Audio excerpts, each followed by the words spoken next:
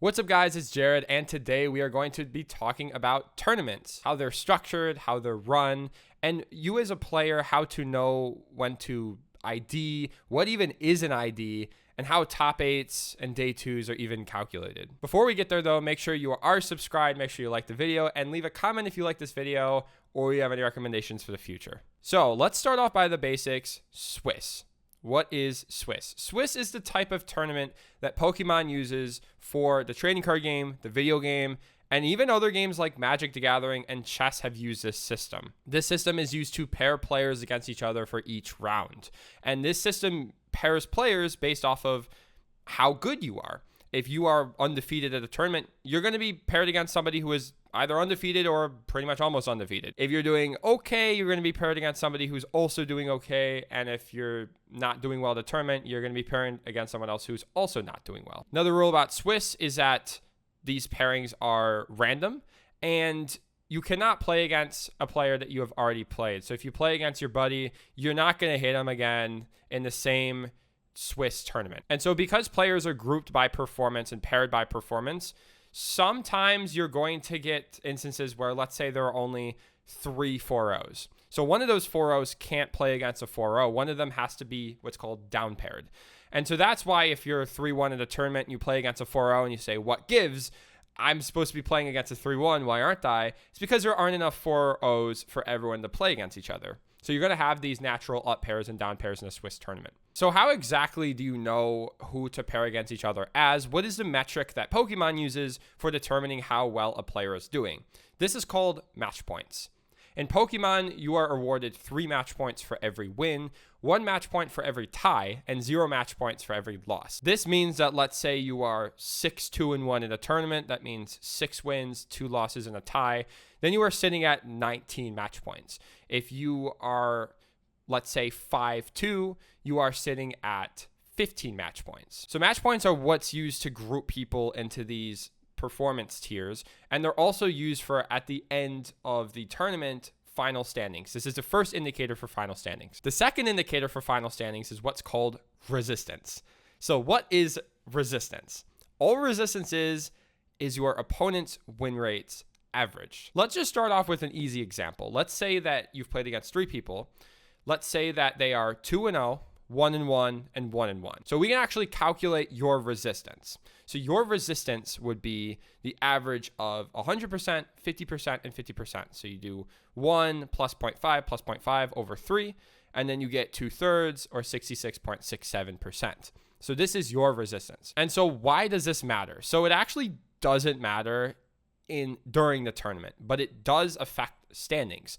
So if you have the same match points as somebody else, let's say you are 4-2, somebody else is 4-2, the tiebreaker is resistance. If you played against better opponents than the other person did, then you are ranked higher by Pokemon's system, which I guess kind of makes sense. If you win on earlier in a tournament, your resistance will probably be higher.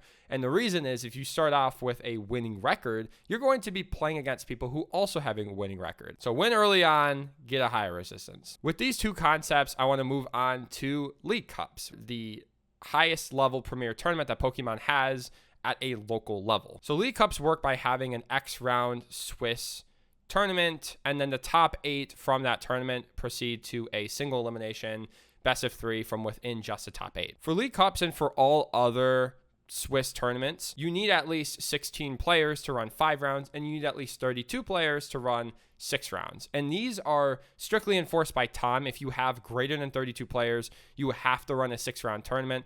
Unless it's greater than 64 players, then you have to have a 7-round tournament. So for all of these calculations and all this talk about resistance, I'm going to assume we are at a 6-round League Cup. This is the norm that I found as a player. If you are at a 5-round League Cup, then you can actually just take the win numbers and then slash them off by 1. So if I say 4-1-1, you can just say 3-1-1, etc. Because the numbers end up being pretty similar. I want to disclaimer this section with, this is in no way me telling you what to do, what to ID in a tournament. Obviously, anything could change, and I wouldn't bank on what I'm telling you for what you do at a tournament. So with that said, in a 6-round tournament, what top 8 is most likely going to look like? If there are less players, which means there are closer to 32 players, you are going to get all the 6-0s if there are any, the 5-1s, if there are any, the 4-0-2s, that means 4 wins and 2 ties, and pretty much all of the 4-1-1s, that means 4 wins and 1 tie.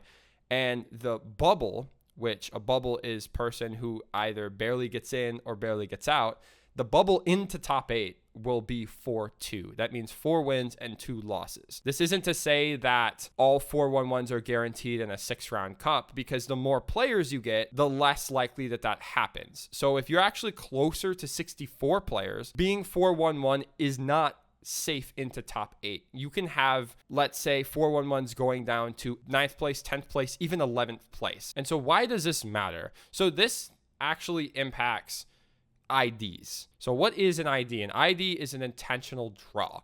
So an intentional draw is when 2 players sit across from each other and they say, we are going to decide to draw with each other. We are going to circle the tie on our match slip and we're going to give it in. We're not even going to play a game of Pokemon. We're just going to decide we're tying. So what is the point of IDing? So the point of IDing is to guarantee both players 1 match point.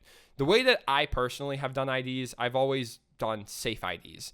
So if I know for a fact that I can make top 8 or the next round of a tournament, I will ID, because this just guarantees me 100% the next spot in the tournament. You can only really guarantee it if you know exactly all the records in the tournament, which you can know when pairings are put up for the last round of tournament play. You can actually go down and see table 1, table 2, table 3, table 4, table 5, etc. What are the records? If I go 4-1-1, is it even possible for me to not be in the top 8 of players? So my recommendation, and take this with a grain of salt, is if you are guaranteed going to be in the top 8 of players, I would 100% at least offer the ID. Say, hey, if we ID, we are both going to be in top 8. What do you say? There's no harm in offering the ID. If they say no, then you'll just play a game of Pokemon, which is what you're there for. And if they say yes, then you're guaranteed in the top 8. Congratulations. And I do want to mention that it is against the rules to coerce someone into IDing. So if they say no, we're playing it out, you 100% have to respect them. So also, if you start 4-0 at a 6-round tournament, you 100% should offer the ID. 4-0-1 going into round 6 is incredibly strong. This not only means that you have the potential to ID a second time and hit 4-0-2, which is 1 more match point than the 4-1-1s, but it also means that even if you get down paired and you lose and you're 4-1-1, you're still probably going to make top 8 because your last round opponent was also 4-0-1. I do want to mention also that you cannot wait for other tables to make an ID. This is against the rules. This will only happen if you are not guaranteed in. So let's say the 4-1-1s can go down to 10th place and you say, hey, I want to wait to see if other players play it out, because that can definitely influence whether or not you would ID or not. I would just say this: if you are 4-1 at a 6-round tournament and there is potential for 4-1-1s to bleed out of top 8, if you want to take the chance and you see your opponents near the top tables, you say, I think I have a good resistance, offer the ID. But if you don't know about that, don't take your time and just say we're playing it out, because again, it's against the rules to wait to see if other players ID. You have to make a decision with the information you're given at the beginning of round 6. I also would like to reintroduce the concept of, if you win more at the beginning of the tournament, your resistance is going to be higher. Whereas if you win more at the end of the tournament, your resistance is going to be lower. So if you are 2-1-1 to 3-1-1 to 4-1-1, there is a very good chance that you will be at the bottom of the 4-1-1s. So if this puts you in the top 8, then great. But if you're at a tournament with a lot of people, this usually isn't going to put you in top 8. And if there is somebody who doesn't make top 8 that's a 4-1-1, it's probably going to be you. But that's not to say it's not possible. Again, don't take anything I say 100% concretely. There is a chance for everything. So if I want to sum this up with one thing, trust the numbers, but don't bank on them. Go with your gut and say, okay, I've been to this many tournaments, I see what happens, etc. I've seen Jared's videos and he says that this is a good guidance point, but don't rely on it, because the worst thing in the world is to say, I'm going to go ID and Jared told me that I'm going to make it, so I'm going to ID, and then you get 9th place. So a lot of talk about cups. What about challenges? So challenges actually don't have any IDing or anything. The closest that you can have is like you can ID the last round to guarantee that both of you are first and second, but everyone just plays out a league challenge because there's no reason to ID because there's no top cut. Next, I want to talk about regional and international championships. For these tournaments, there are 2 days of Swiss competition, And to advance to the second day, you have to have 19 match points or better. So what is 19 match points? So 19 match points is usually 6-1. If you go 6-1, it doesn't matter how your resistance is, doesn't matter who you play against. If you go 6-2-1 day one, you will move on to the second day of competition. This also includes if you do better at tournaments, like if you go 7-2 or you go 8-1 or 9-0, you'll also make day two, obviously. You can also make day two if you are 5-0-4. That means 5 wins and 4 ties. This also gives you 19 match points because 5 times 3, 15 plus the 4 ties, which is 1, gives you 19 match points. So if you are in a spot where you are, let's say, 6-2, and you want to make day two of competition, I would offer the ID if that's really all you're going for. If you're going for higher than that, like you want to make top 16 or bust, right? Maybe you've hit your regional best finish limit and you say, hey, I can't gain anything from this day two unless I have this amount of wins, then play it out. And you might see some people decide to do that.